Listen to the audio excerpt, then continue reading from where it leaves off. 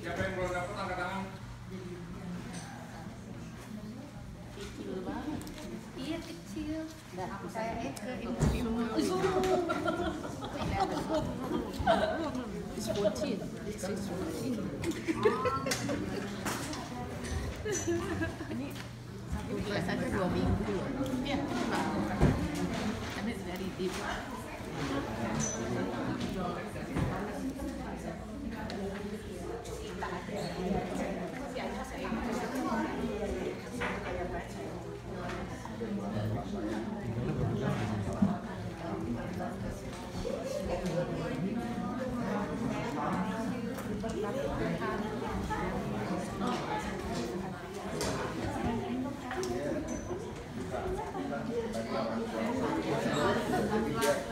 Dia bilang, I didn't care. I didn't come. You're just new. This is new, right?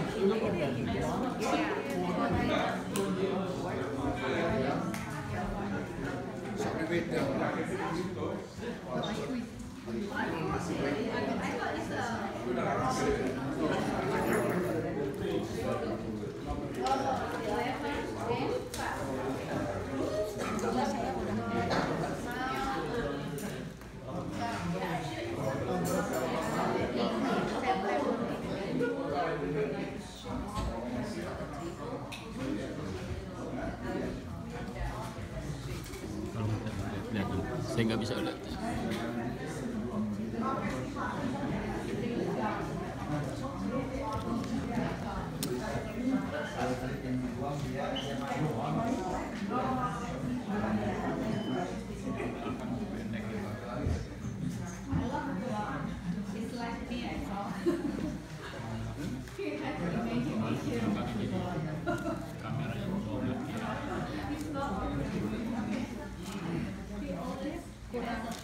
Kurang jauh deh.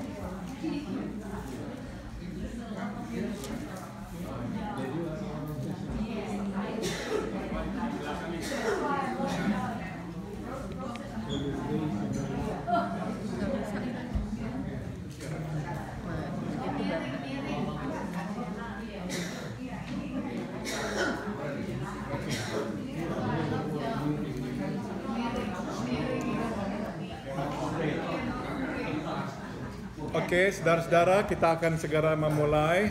We are going to start now. Mari kita membuka Injil Yohanes pasal 1. Please turn your Bible to the Gospel of John chapter 1.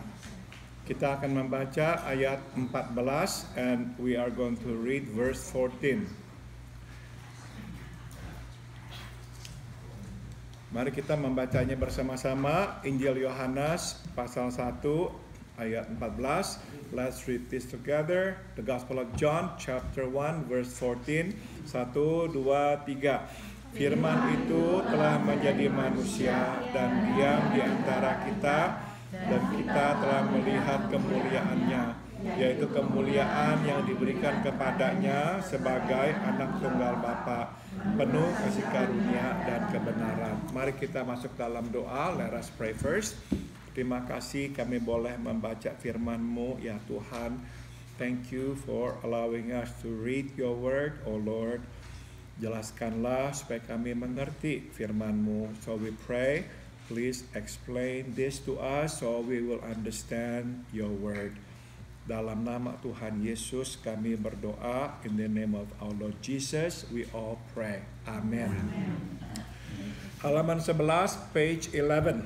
Sebelum saya jelaskan, saya akan kutip dua terjemahan ke dalam bahasa Inggris yang menangkap ayat ini dengan indah dan tepat ya. So before I begin explaining it to you, let me just quote two translations, English translation that to me really capture the meaning of this verse accurately and beautifully. Terjemahan The Message menerjemahkannya, the word became flesh and blood and moved into the neighborhood. Jadi Alkitab terjemahan The Message berbunyi, firman menjadi darah dan daging dan pindah masuk ke dalam tetangga kita, lingkungan kita. Sedangkan New Living Translation menerjemahkannya, so the Word became human and made his home among us. Sedangkan New Living Translation menerjemahkannya, firman menjadi manusia dan membuat rumah di tengah-tengah kita. Firman menjadi daging dan darah. Firman menjadi manusia. Itu artinya ya. So the Word became flesh and blood. The Word became human. Dan firman itu adalah Yesus. And the Word was Jesus. Bila di pasal 1 ayat 1 dijelaskan, pada mulanya sudah ada firman, firman itu bersama Allah, dan firman itu adalah Allah. Tambahkan kata Allah. So you see in chapter 1 verse 1 it says here, in the beginning was the Word, and the Word was with God, and the Word was God. Maka di pasal 1 ayat 14 ditekankan bahwa firman itu menjadi manusia. Tambahkan kata manusia. In chapter 1 verse 14 we just read, it says the Word became human. Ya, jadi kita lihat ya di pasal 1 ayat 1, firman bersama Allah, firman adalah Allah. So in the beginning, chapter 1 verse 1, John said the Word was with God and the Word was God. Di ayat 14, verse 14, John says the Word became human. Yesus, firman yang bersama Allah dan adalah Allah, menjadi daging dan darah alias manusia. So Jesus, who was the Word, who was with God, and in fact who was God, became flesh and blood. In other words, he became human. Nah, jadi ini kesimpulannya. Yesus adalah Allah dan manusia. Tambahkan kata dan. So here's the conclusion. The statement that John wants to make. Jesus is both God and man. Ia bukan manusia yang menjadi Allah. Ia adalah Allah yang menjadi manusia. So let's specify this. Let's understand the meaning of it. When we say Jesus is both God and man. Number one, he was not a man who later became God. And, ya jadi jelas ya, dia adalah Allah yang menjadi manusia. But he is God who became man. Saudara, soalnya kenapa saya tekankan hal ini? Sebab memang ada ajaran yang mengatakan bahwa Yesus belakangan perlahan-lahan transformasi menjadi Tuhan. Ya, because there were teachings that said that actually slowly, gradually, Jesus transformed from being a man. In the end, he became a God.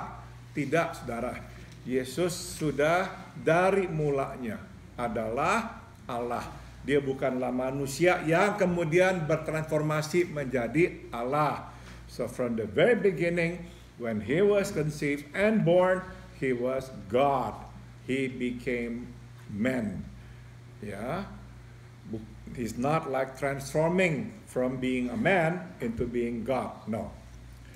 Ini yang kedua yang kita juga mau pelajari. Dia bukan separuh Allah, tambahkan kata separuh. Dan separuh manusia. This is the second point that we need to understand about the meaning of Jesus is both God and man. He was not half God and half man. Bukan. Dia adalah sepenuhnya Allah dan sepenuhnya manusia. Tambahkan kata sepenuhnya. He was fully God and he was fully man. Saudara, kadang kita beranggapan, oh Yesus itu tuh nggak pernah merasakan sakit. Sebab dia kan Allah. Seolah-olah dia bukanlah sepenuhnya manusia. Maka kealahannya itu yang membuat dia itu tidak merasakan sakit. Itu keliru. Sometimes we have this understanding or notion that as if because Jesus was God, then he was less human, therefore he could not experience pain and suffering. That is not true. That is not correct. He was fully man. He was not half God and half man. Tidak. Jadi sewaktu di dunia sebagai manusia dia tidak melakukan pekerjaan Allah bukan karena dia bukanlah Allah sepenuhnya, tapi karena dia memang mengikat dirinya tidak melakukan pekerjaan Allah yang luas dan besar itu. So when he was on earth, when he was in the flesh, when he did not do the work, the great work of God, it was not because he was unable to, because he was only half God. That is not so. He was fully God, but he subjected himself to his humanity, to his limitation. In other words, he was like bound himself that he did not do what he was capable of doing. Maka saudara masih ingat kan waktu dia ditangkap, dia berkata kepada Petrus, apakah saya tidak bisa memanggil bala tentara sorga, malaikat? Remember when he was arrested, he rebuked Peter and said, don't you think I actually could call the angelic forces from heaven? Dia bisa, saudara, bukannya tidak bisa karena dia hanya separuh Allah. Dia bisa melakukan semua yang Allah lakukan, tapi dia mengikat dirinya tidak melakukan itu. So we understand now, he had all the power because he was fully God, but he restrained himself voluntarily. So he did not do what he could do. That's why when he was arrested, he said he could have called the angelic forces from heaven, but that he did not do.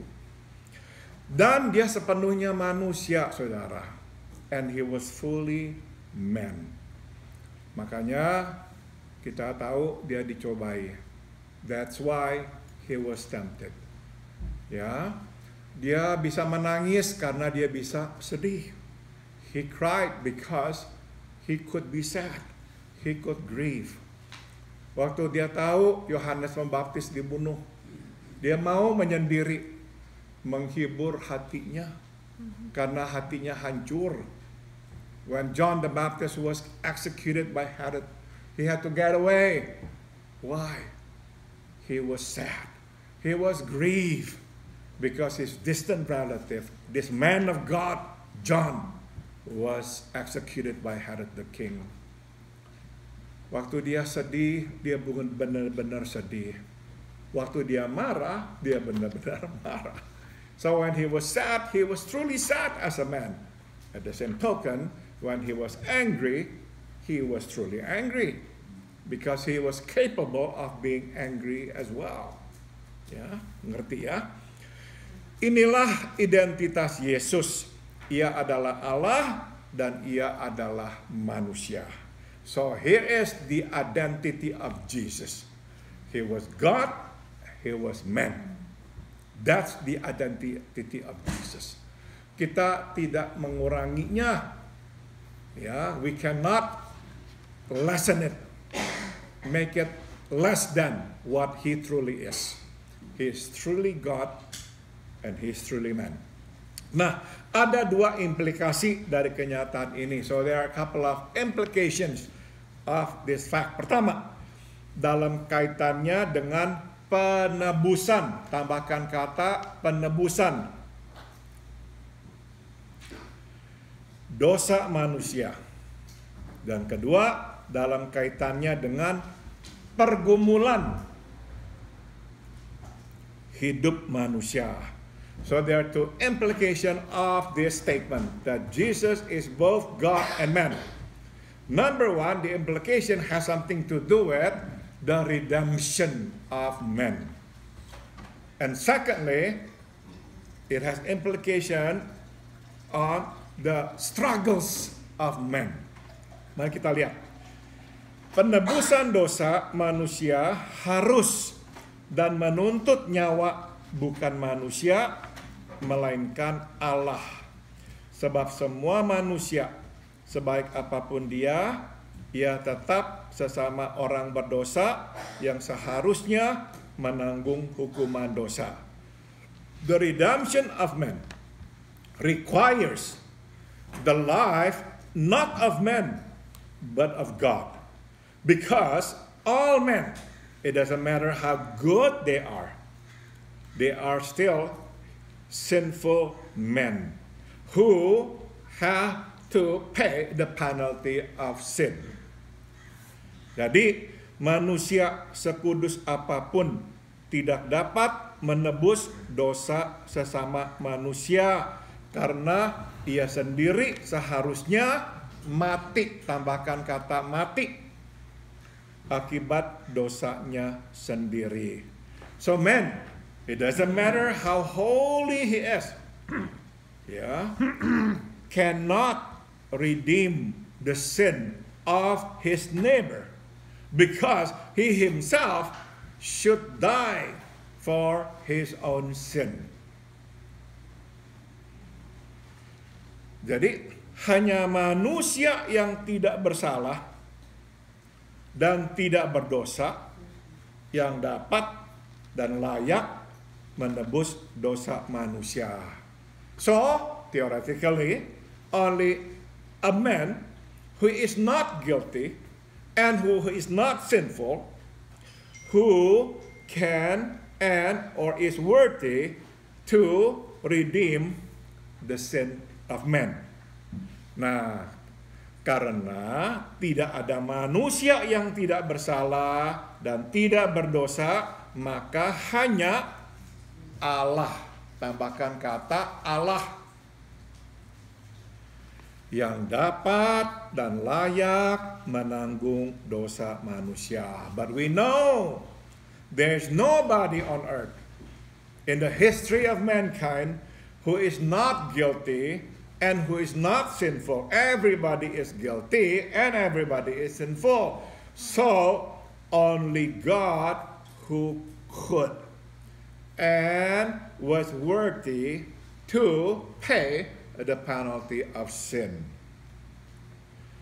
Namun karena Allah adalah roh dan kekal serta tidak dapat mati, maka Allah harus menjadi manusia, tambahkan kata manusia, agar ia dapat berdaging dan berdarah serta mati. But because God is spirit and eternal, he cannot die. To die, he had to become man. He had to have flesh and blood. Maka Ibrani 9:14 merangkumkannya dengan tepat. Therefore Hebrews chapter 9 verse 14 sums it up well. Terlebih lagi darah Kristus yang melalui roh yang kekal telah mempersembahkan dirinya sendiri kepada Allah sebagai persembahan yang tidak bercacat. Moreover, the blood of Christ, who through the eternal Spirit has given himself to God as unblemished or perfect sacrifice.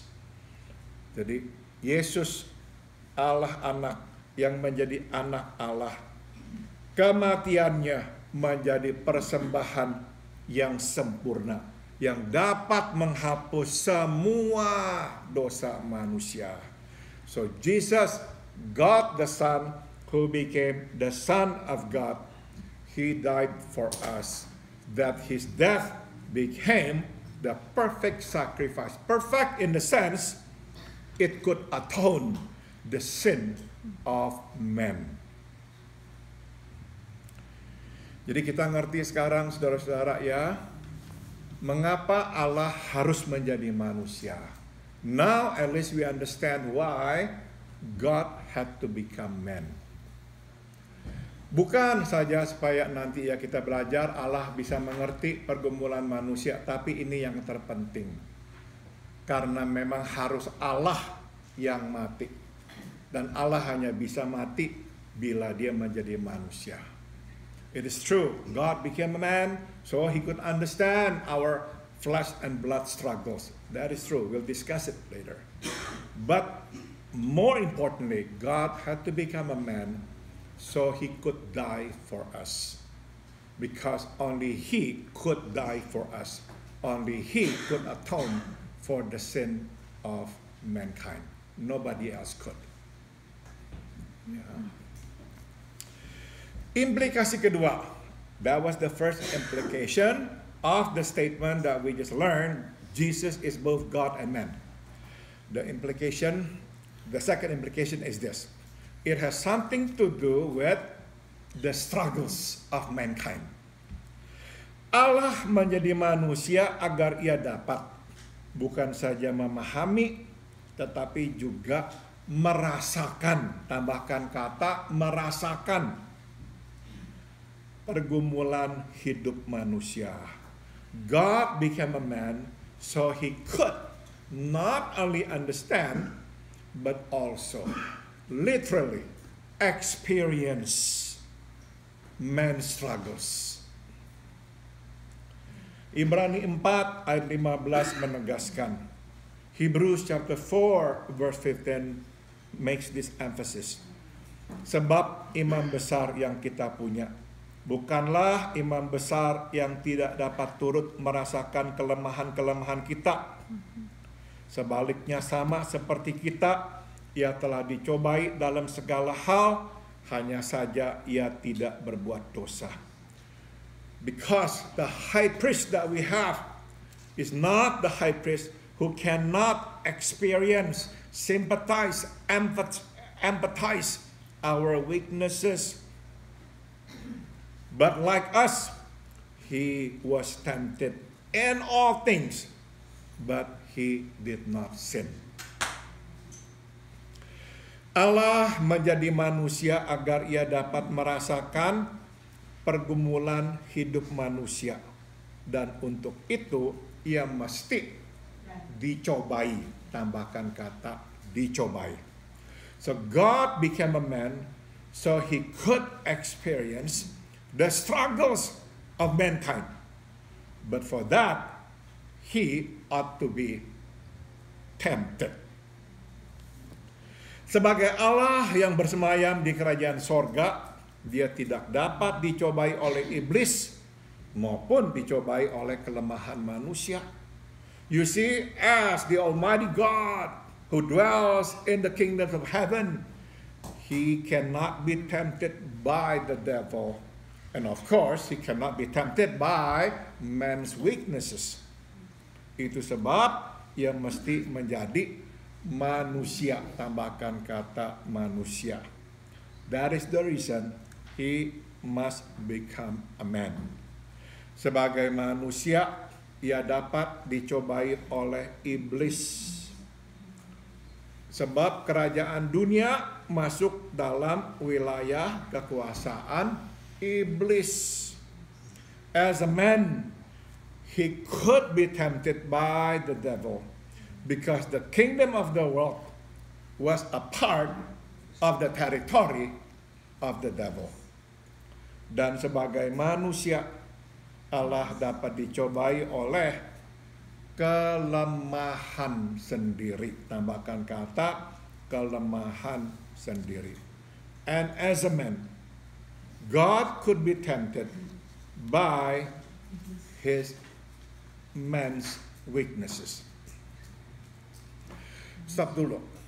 Saudara, waktu iblis mencoba Yesus di padang gurun, yang pertama berkaitan dengan perut ya, roti, makanan, lapar. Ingat ya. Kenapa iblis mencoba Yesus di dalam hal lapar? Karena dia sungguh-sungguh lapar. Why did the devil tempt Jesus about food, hunger? Because he was truly hungry. He felt it. Oke? Saudara, jadi iblis tidak mencobai sembarangan kalau dia tidak mempunyai kepastian, dia bisa mencobai. So you see, the devil will only tempt Jesus and all of us if he knows he has a chance of tempting us. Kalau dia tahu dia tidak akan punya kesempatan membuat kita jatuh, dia tidak akan pusing-pusing mencobai kita. So if the devil knows that he has no chance of tempting us and making us fall into his temptation, he will not bother tempting us. Jadi semua pencobaan diperhitungkan oleh iblis. So you see, the devil thinks carefully about all the temptations that he is delivering, not only to the Son of God, but to us as well, the children of God. Nah, jadi poinnya adalah Allah sewaktu menjadi manusia terbuka untuk dicobai. So you see, when God became a man, he became vulnerable to be tempted. Dan benar-benar saudara, ini nih yang kita mesti ngerti. Sekali lagi saya tekankan, karena iblis berpikir dia mempunyai kesempatan untuk bisa menjatuhkan. Sebab benar-benar Yesus sebetulnya mempunyai kesempatan untuk jatuh tepat sekali. So let me make it clear. Let me emphasize this again and again. The reason the devil tempted Jesus in those areas because he really thought he had a chance of really tempting Jesus to the point that he would fall. And this means Jesus was really vulnerable and he could really have fallen into the temptation.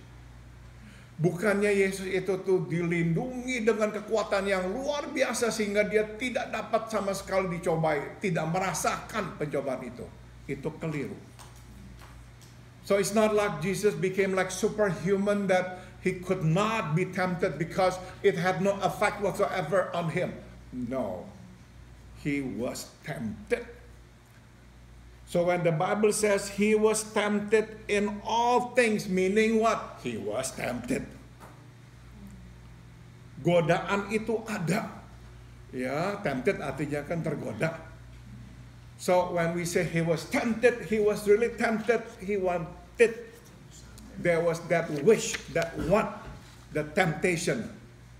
Yeah, he was tempted, even though he did not give in. Nah, jadi saudara, kita ini bisa dicobai loh. Artinya apa? Kita bisa mau berbuat dosa. We still have the desire to commit sin. Yang membuat kita tidak berbuat adalah sewaktu kita memilih tidak menyerah pada pencobaan itu.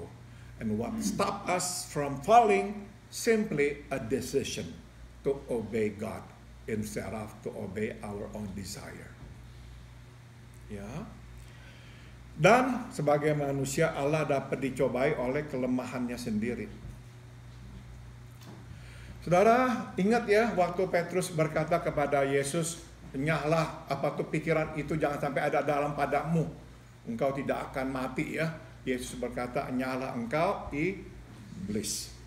Remember when Peter said to Jesus, "No, it will not happen to you." Meaning you will not die, Jesus. And then Jesus rebuked him, "Get away from me, Satan." Saudara, Petrus sungguh-sungguh loh mengasihi Yesus. You see, Peter truly loved Jesus. Nah, tapi ini yang penting. Yesus sungguh-sungguh tahu dia dikasihi oleh Petrus. Dan dia sungguh-sungguh mengasihi Petrus. That's the point that I like to make. Peter loved Jesus so much. And Jesus knew it. Jesus felt it. He was loved by Peter. And he also loved Peter. Jadi saudara, perkataan, "Aduh saya tidak mau kamu mati, Yesus jangan sampai ada kamu mati," itu benar-benar menggoda loh. So that really tempted him. Ya. Saudara, kita tahu hamba-hamba Tuhan banyak yang harus hidup melayani Tuhan, mengorbankan kadang keluarganya. We all know that many servants of God, ministers of the gospel, out of love for God, in the end have to sacrifice their families. Ya, saudara, terbesar yang bisa benar-benar menyetop hamba Tuhan melakukan sesuatu buat Tuhan kebanyakan adalah apa? Keluarganya. So one factor or one group of people who could literally stop somebody from doing something for God is usually who? Family members. Kenapa, saudara? Karena kita ini nggak tega melukai orang yang mengasihi kita. So you see, we cannot bring ourselves to hurting somebody who love us. Jadi meskipun kita tahu, aduh ini sebetulnya jalan Tuhan, kehendak Tuhan buat saya, tapi saya nggak mau membuat istri saya, suami saya, anak saya susah, kecewa. Ayo udah saya ikuti aja dah yang mereka minta. I wanted you to understand the magnitude of the temptation that Jesus experienced then. That's exactly how he felt. He knew this man, Peter, loved him dearly. He felt his love. And he loved Peter so much. He loved him so much.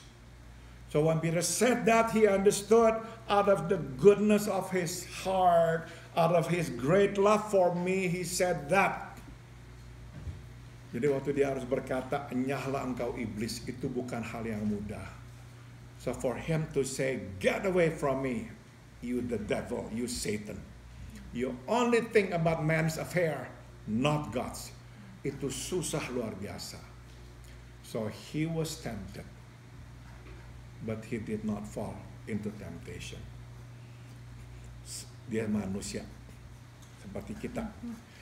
Yesus, mari kita sambung dan akhiri, firman Allah yang menjadi manusia hidup di tengah kita. So Jesus, the Word of God who became man, lived among us. Ia membangun rumahnya di samping rumah kita dan ia menjadi tetangga kita. Tambahkan kata tetangga. Ya. He built his house next to our house and he became our neighbor because Jesus was truly a neighbor of somebody else. Ngerti ya? Yesus benar-benar tinggal di sebelah rumah tetangganya. Jadi saya suka terjemahan ini ya. Ia menjadi salah satu dari kita. He became one of us. Jadi saudara, waktu dia kecil, dia bermain-main nggak dengan anak-anak tetangganya? Main. Kejar-kejaran nggak? Kejar-kejaran. Semua permainan anak-anak yang teman-temannya main, dia juga main. Ya. He became one of us. He became one of us. Allah yang tinggi dan tak terjangkau menjadi rendah dan terjangkau. God who is almighty and live in the highest, unreachable, he lowered himself that he became reachable. Kita mempunyai rumah di surga. Tambahkan kata rumah. Allah mempunyai rumah di bumi. Ya, so we have a house in heaven. God had a house on earth. Dan Yesus adalah perantara dan penyatu antara yang di sorga dan yang di bumi. And Jesus became the mediator and the unifier of that which is in heaven and that which is on earth. Ya, kita punya rumah di mana? Di surga. Allah punya rumah di mana? Di bumi. Yesus menghubungkan surga dan dunia atau bumi. So Jesus mediated, brought together that which is in heaven and that which is on earth. Ini jadi implikasinya, tidak ada pergumulan yang di dunia yang tidak dikenal oleh yang di surga. So there is no struggles on earth that is unknown to them or to him who is in heaven. Karena Allah sudah bangun rumahnya di bumi. Dia tahu, sungguh-sungguh tahu pergumulan manusia di bumi. Tidak ada pergumulan manusia di bumi yang tidak diketahui oleh yang di sorga. Karena yang di sorga punya rumah di bumi. You understand, ya? So, everything that we go through, every struggle that we must experience is known by He who is in heaven. Because He who is in heaven has made His home on earth. He became our neighbor. Di dalam Yesus bukan saja lahir dalam kekudusan, tapi Ia pun hidup dalam kekudusan. Tambahkan kata hidup. Not only was Jesus born in holiness, but He also lived in holiness. Dia dicobai, tapi dia tidak menyerah. He was tempted, but He did not give in. Di dalam Yesus yang dianggap mustahil menjadi pasti. Tambahkan kata pasti. So in Jesus, that which is considered impossible became not only possible, became sure, certain. Kita dapat mengalahkan pencobaan. Tambahkan kata pencobaan. We can certainly overcome temptation. Yesus telah membuktikannya. Tambahkan kata membuktikannya. Jesus has proven it.